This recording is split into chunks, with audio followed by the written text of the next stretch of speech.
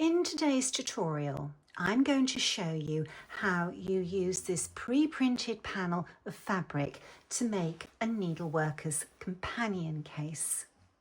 The case consists of two small pockets either side. Then you have two very deep pockets, ideal for keeping your hoop and your threads and spools in. And then I use this area under the flaps to fold up my current project and hold it in place whilst I'm not working on it and I'm traveling with it. This case is so useful. Out of this panel of fabric, not only do you have the fabric for making the case, but you have everything that you need for your pin cushion and for making several sets of buttons to adorn your case and your pin cushion. There is no measuring at all. Everything has been printed at the exact size that you need. Now, in addition to the pieces to make those items, I've also put in an extra piece of fabric for you to be creative with and make another accessory for your companion. You have all the binding that you need, not only for the companion, but for your own accessory. You have all the hexagons for the pin cushions, and you have all the covers for the buttons as well. Now, this is a very big piece of fabric, far too big for me to open it all up on screen. So I'm going to cut all of this out and then come back and show you how to construct the individual elements. Remember, there's no measuring. All you're going to be doing is cutting along the lines where the fabric is printed. The fabric for the front cover is 21 inches long by 8 inches high, and it's made up of hexagons, printed hexagons. Most of these hexagons are non-directional, but there are some that have script on, and those are directional. So when you are working with this panel, remember to check the orientation of your script. I have lined my front cover with interfacing to give my companion structure. The interfacing that I chose, it's not bulky, but it has a lot of body to it, and it is fusible on the one side. This interfacing is readily available on Amazon and is known as YLM 1991. I've cut a piece that is 21 inches by 8 inches, exactly the same size as the fabric cover.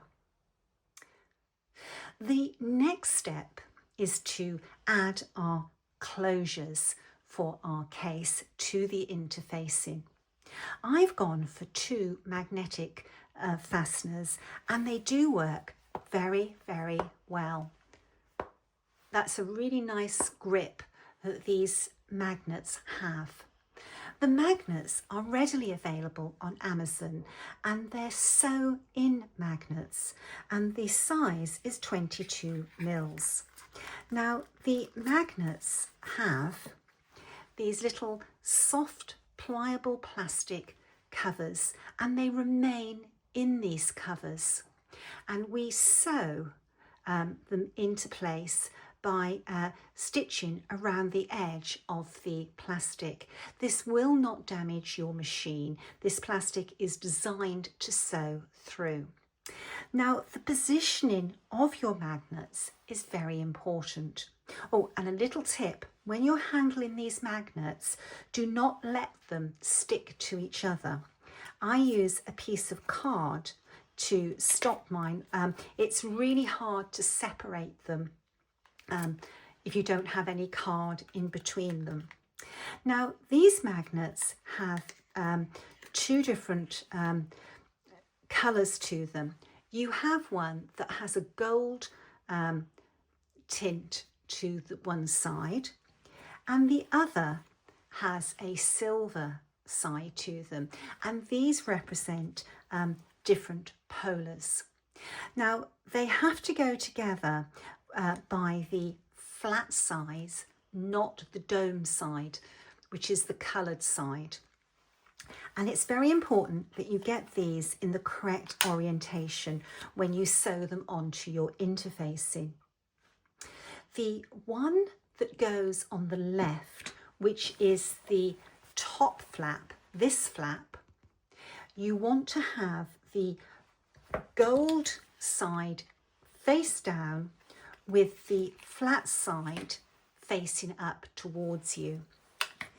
The other side, which is this side of your cover, you want to have the silver domed side face up and the flat side down. Then what happens when you close this, the flat side is here on the left hand side, and on the right hand side the flat side is facing upwards, so the two flat sides go together. Now where you position these is very important. On the left hand side you need to measure 4 inches down, which is your centre point, and 2¼ inches across. And I have marked my centre point. That's 2¼ inches across and 4 inches down. Then I have positioned this magnet to the right hand side of my mark, and I have sewn it in. On the right hand side I have measured 4 inches down and 5½ inches in. I have placed my mark and I have sewn my magnet to the left hand side of that mark. It's very important that when you fold your companion over, that those magnets are in the same place so that they catch. We don't want your magnets catching there, because that would mean your companion would not sit correctly.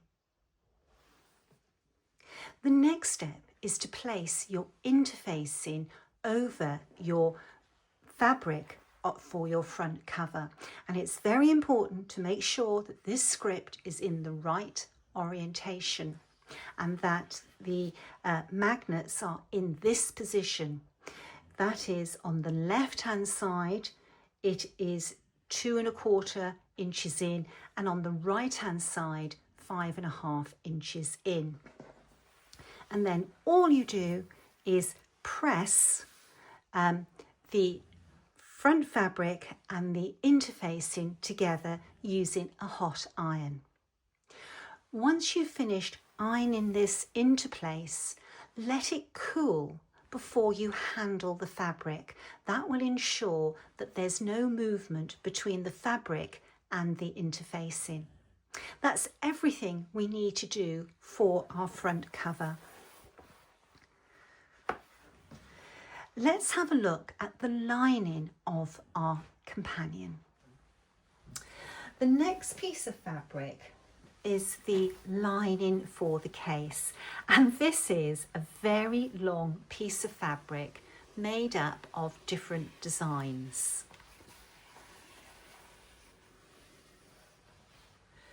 This is the centre fabric, which will eventually sit over the cover of your companion. How I'm going to construct this is I'm going to iron along the seams, or not the seams, the joins of the different fabric patterns. It's so easy, there's no measuring, it's just very, very easy. So I would fold this over where the two fabrics join and press that seam into place. I will then add my interfacing for what will eventually be a pocket. The interfacing I have chosen is H630. It's quite a a thin interfacing, but I don't want too much bulk inside, just enough to give structure to the companion. Now these two pockets, which are repeated on the other side, I have cut the interfacing 1/4 of an inch short on 3 sides because I want to reduce the bulk on the seams. So this interfacing has been cut at 7.5 by 3.25, and using the join of the two fabrics as a guide, I will iron that into place. I will then iron the next join of fabric and add the interfacing. Again, this interfacing has been cut 1/4 of an inch short on 3 sides. I will use the join of the two fabric designs to press the fold in my fabric, and there we have the one side of our companion. We have a pocket here, we have a pocket here, and I am going to make this pocket into 2 by stitching a line down this piece. So the other side folds exactly the same. That will be ironed into place, folded over, folded back, some interfacing put into place, and there we have it. We then have 2 extra flaps to add here. The flaps are directional, and I would suggest that you press first, and then you can check if they're going in the right direction. I'm going to have my hearts facing inwards when the flaps are open. Inside these flaps, I'm going to place some interfacing, again cut 1/4 of an inch short on 3 sides, and that will measure 6 inches by 3.5 inches. That will be sewn into place on both sides.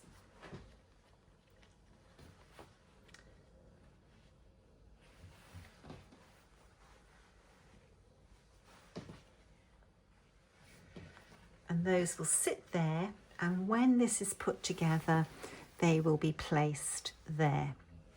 Now, all you would need to do then is just baste this into place, add your binding, and it will be finished. But I want to add more to my companion, and I'm going to use some binding to trim these edges of the pockets. I think that will look so much nicer. So what I'm going to do now is actually iron all this interfacing into place. I have ironed this side into place, and I'm going to show you how to iron this side into place. So I'm just going to open this up, and I'm going to place the interfacing with the fusible side up. I'm going to centre that so the edge of the interfacing is in the crease of the two fabrics. So it's 1/4 of an inch in on these two sides and this side. And then I'm going to carefully, without moving the interfacing, fold this back, line it all up, and then I'm going to fuse that interfacing into place. And then I'm going to fold this fabric back, open it up, and fuse this piece of interfacing into place with the fusible side face upwards. You need to be careful the interfacing doesn't move as you fold the fabric over.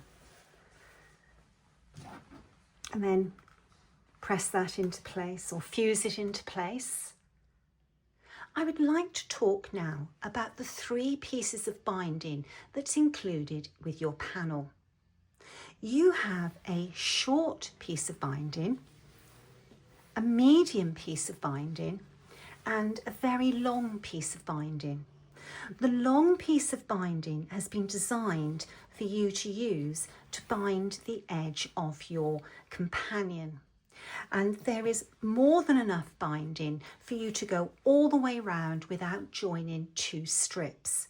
And you will have enough binding left over to bind 2 pockets.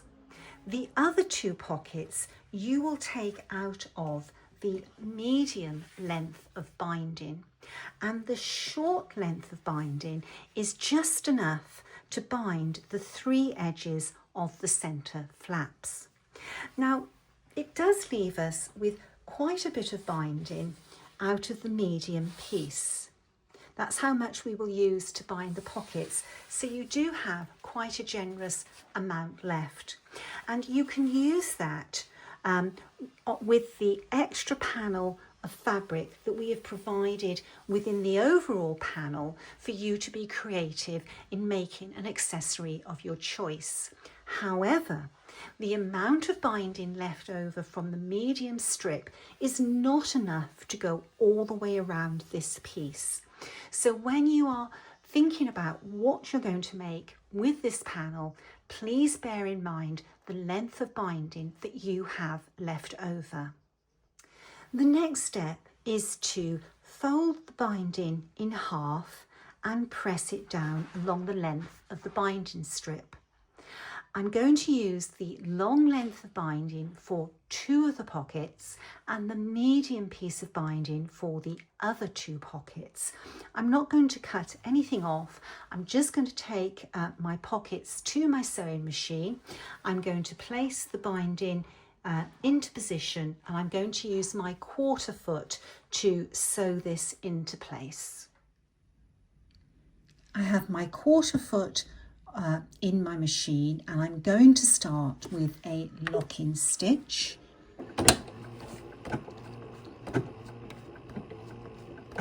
And now I'm just going to slowly sew along the edge of the pocket, and I'm going to use the edge of the pocket as my guide. My binding is on the edge of that pocket, and I'm just slowly going to machine along. If you have a nice parallel line all the way across, it will add to the finish of your companion. I have sewn all the edges of the pockets, and I'm now going to bind the flaps. I am going to machine sew the front of the flap and hand sew the reverse. I'm going to start with a locking stitch.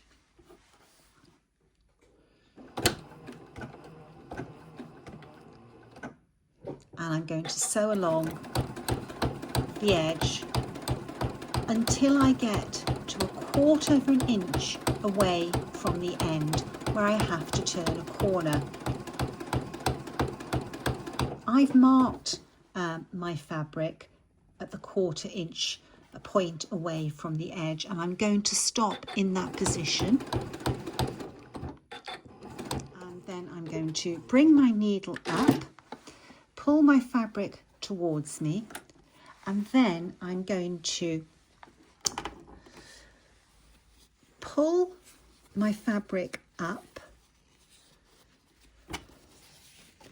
so that it lines up with this edge.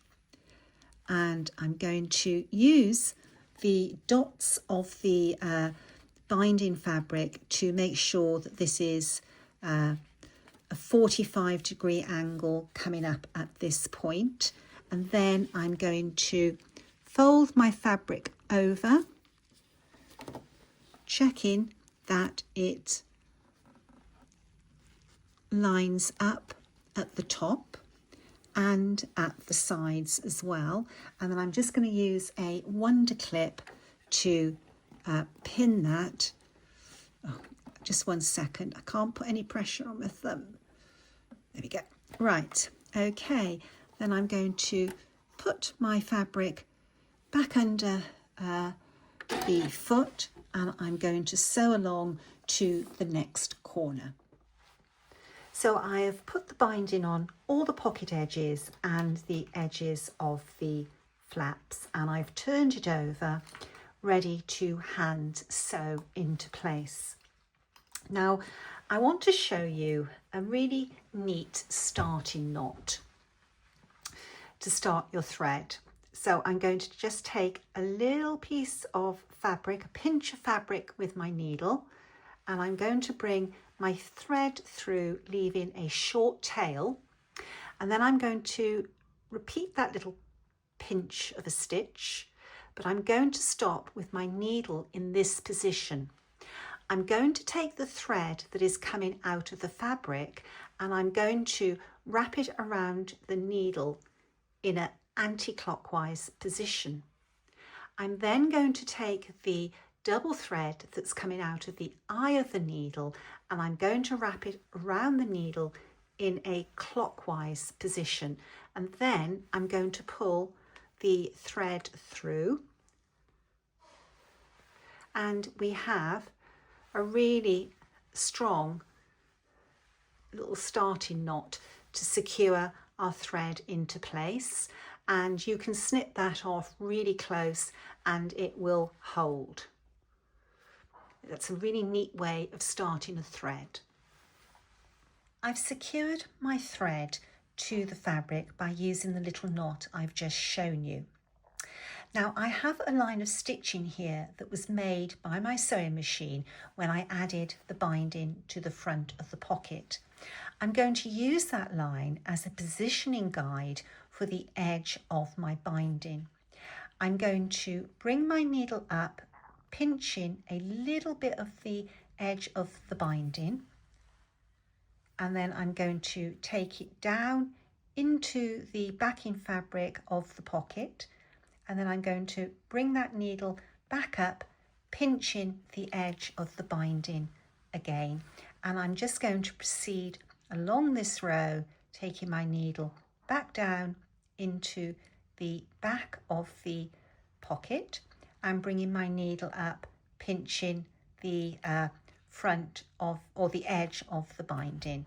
I'm going to do this off camera. I have now hand stitched the binding down on the back of all the pockets and the flaps. I'm just going to put the flaps to one side. The next step is to turn this pocket into 2 pockets, and the way we're going to do that is to stitch a line down the center of these 2 pockets, but not the back fabric. I'm going to carefully measure the 4-inch point in 2 places and mark it off, and there, and mark it off, and then I'm going to line those 2 marks off and draw a line across to this point, and that's going to be my stitch line. Now before we stitch this down, it's really important that you make sure that this pocket is positioned perfectly, so we have the same gap from here to here and here to here, and then you clip it into place. Now I've already done this side, and these 2 lines are running parallel, so I know that it's safe to stitch along this line. So I'm now going to clip and I'm going to measure and then clip this one into place and go to my sewing machine and create those double pockets. I'm going to use a treble straight stitch, which on my Janome machine is stitch number 5. I'm at my sewing machine and I'm going to start my line of stitching with the needle right on the edge of the binding, but not going through the binding, it's going down through the pocket behind. Remember, you are stitching the front pocket to the back pocket. We are not stitching the pocket to the lining fabric. I'm going to start with a lock-in stitch.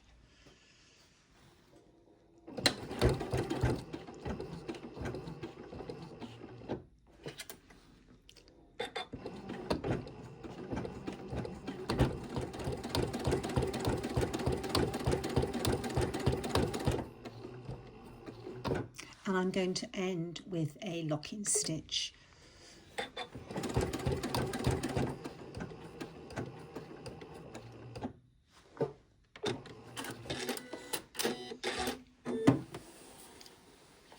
I've left long ends because I'm going to sew these ends into this fabric so that they're not visible from the front or the back. I'm going to repeat the process on the other side, so I'm leaving long threads to start with so I can weave them under. My needle is just touching the edge of the binding so that it's going to drop on the back pocket, not the binding, to start. I will start with a lock-in stitch.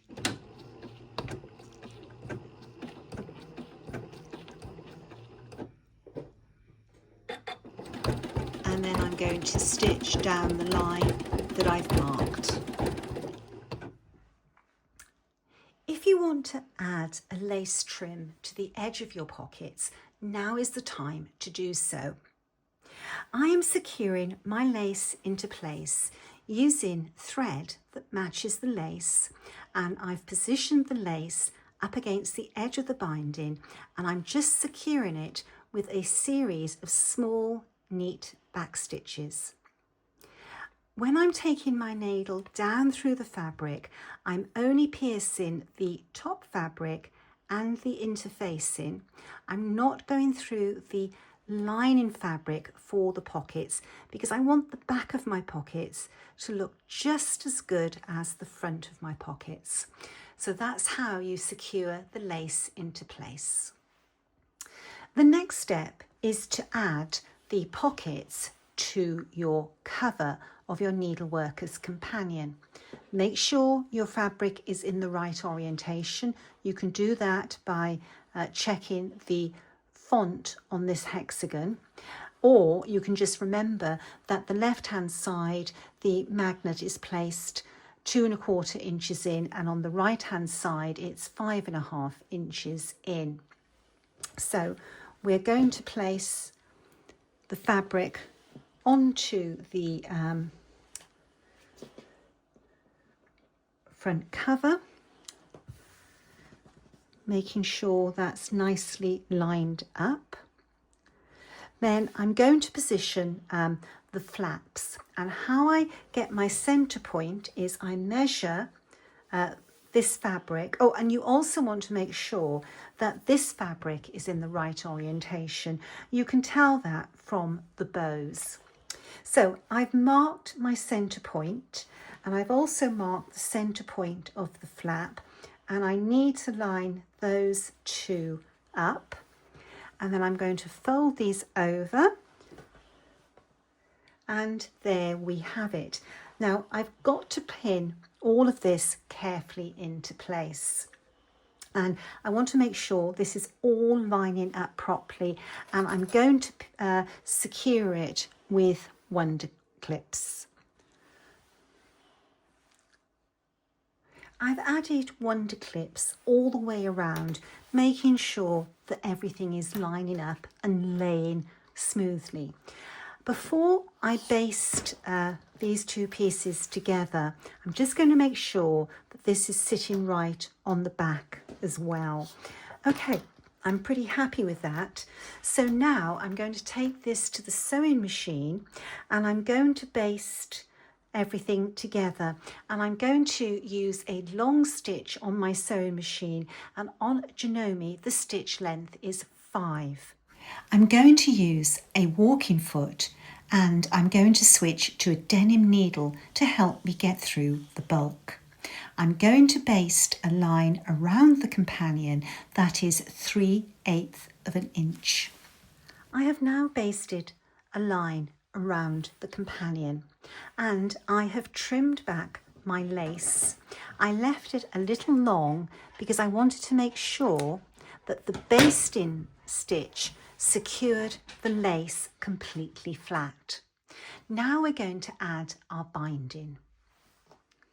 Now all I need to do is add the binding around the companion, and I'm going to machine the front side of the companion, and then I will hand stitch the binding on the reverse. And the reason I'm doing this is that the front fabric has been fused to the interfacing, and if you recall, the interfacing from the cover has a lot of body to it, and it would be very hard for me to hand stitch through that. It's much kinder on my fingers to hand stitch the binding down on the pocket side. Now I have created a little pocket for the end of my binding to fit in, and if you want to find out more information about how to do that, please refer to the tutorial that I have available on my YouTube channel for constructing the project bags. There's quite an in-depth look at binding. So I'm going to start my binding in the center point at the bottom, and I'm going to keep my walking foot on my sewing machine, but I'm going to change the foot to a 1/4 inch guide, but still using my walking foot. We now have quite a bit of bulk to get through because we're adding 2 layers of fabric to the companion. Now I'll be back after I've added the binding. I have now stitched my binding into place. I cannot stress enough how important it is to use a sturdy needle to get through all of this bulk. You will need a denim or jean needle.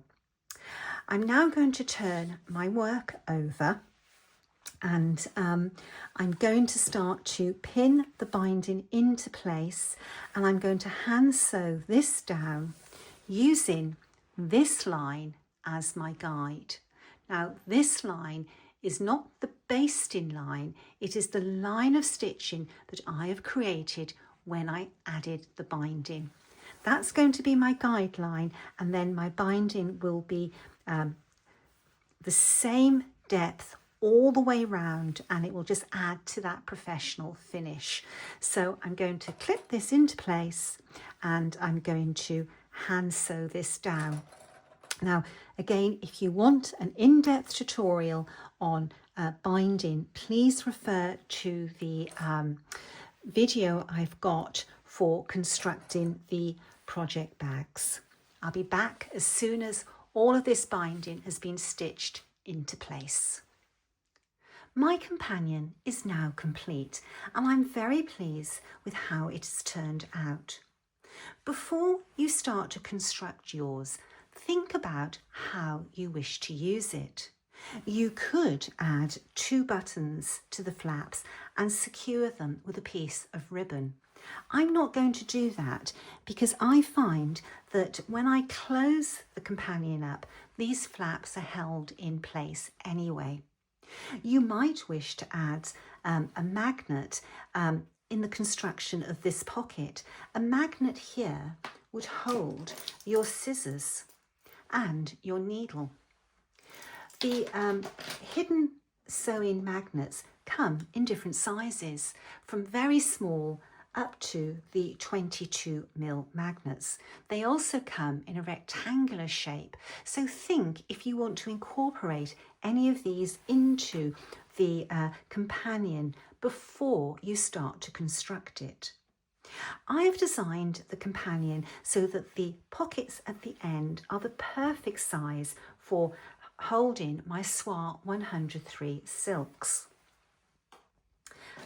One pocket I'm going to use for some packets of needles. I'm going to place my scissors with a protective tip into this pocket, and they will be held in place by the magnet that we used for the fastening of the companion. I'm going to pop a little needle minder onto the pocket, and I may add a piece of wool to the inside of this flap and blanket stitch it into place, and this piece of wool will be somewhere that I can keep pins and safety pins. This section I'm going to use to hold my work, and the flaps will protect it whilst I am storing it into the companion. I could also place up to a 6-inch hoop there as well, or I can keep my hoop in either of the deep pockets at either side. How you finish your companion is very much up to how you intend to use it. You could add a button to the front of the companion and use that button to wrap ribbon around it. That would be particularly useful if you're going to keep a lot of bulk in your companion. Now, with the overall panel that you will receive, there will be 6 sets of circular fabric for covering buttons. The button size that I have gone with is 3/4 of an inch. You could use smaller buttons and trim these pieces down, or you'll get away with a 1-inch button with this size of fabric. You could turn one of these buttons into a needle minder by adding magnets. There's lots of possibilities what you can do. Now, with your overall panel, you also receive this strip of printed fabric with the hexagon designs. What you do with it is up to you. You could make a scissor case, you could make a thread keep. Another option would be a little needle book, or you could make a purse and secure the purse with one of the buttons.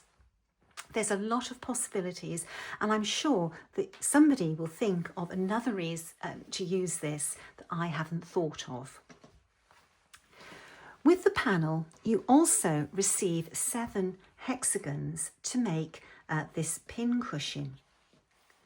Now, I had planned to do an in-depth tutorial on how to construct the pin cushion, but unfortunately, with the fracture in my hand, I'm not able to sew hexes at the moment. So I'm just going to talk you through the different options of putting this together. This is the shape that you are going to form. So you've got a flower with an additional hexie. That additional hexie is the bottom of your pin cushion. You could join these together using English paper piecing. My favourite way of stitching hexies is to mark the back of the fabric with a 1/4 inch guideline all the way around, and I would add that to all the hexies, and then I would join the hexies together by hand sewing them. I find that a very neat way of putting hexies together and not having to fight with paper. That's the method I used with this pin cushion, and I have filled the pin cushions with crushed walnut shells. I love pin cushions that have walnut shells in. They have a really lovely feel to them. I can't wait to see what you do with your Needleworker's companion, and I want to say thank you for watching the tutorial.